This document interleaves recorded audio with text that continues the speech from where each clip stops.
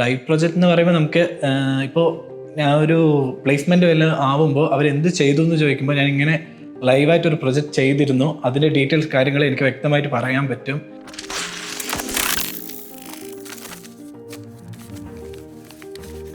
Hi, എൻ്റെ പേര് ദിലീപ്. ഞാൻ പാലക്കാട് നിന്നാണ് വരുന്നത്.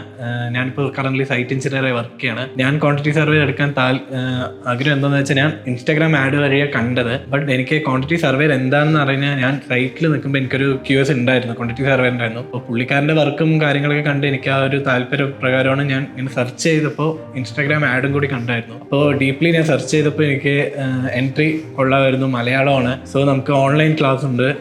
നൈറ്റ് ക്ലാസ് ആയതുകൊണ്ട് നമ്മുടെ കറൻ്റിലുള്ള വർക്കിൽ നിന്ന് നമുക്ക് ഫ്രീ ടൈമിലിരുന്ന് കാണാൻ പറ്റും. ഫ്രീ റെക്കോർഡ് ഉള്ളതുകൊണ്ട് അതും നമുക്കൊരു ഉപകാരമാണ്. സോ ഞാൻ അതുകൊണ്ട് എനിക്ക് എൻട്രിയിൽ ക്വാണ്ടിറ്റി സർവേ ബാച്ച് കോഴ്സ് എടുത്ത് ലൈവ് പ്രൊജക്റ്റ് എന്ന് പറയുമ്പോൾ നമുക്ക് ഇപ്പോൾ ഞാൻ ഒരു പ്ലേസ്മെൻറ്റ് വല്ലതും ആവുമ്പോൾ അവരെന്ത് ചെയ്തു എന്ന് ചോദിക്കുമ്പോൾ ഞാൻ ഇങ്ങനെ ലൈവായിട്ടൊരു പ്രൊജക്റ്റ് ചെയ്തിരുന്നു, അതിൻ്റെ ഡീറ്റെയിൽസ് കാര്യങ്ങൾ എനിക്ക് വ്യക്തമായിട്ട് പറയാൻ പറ്റും.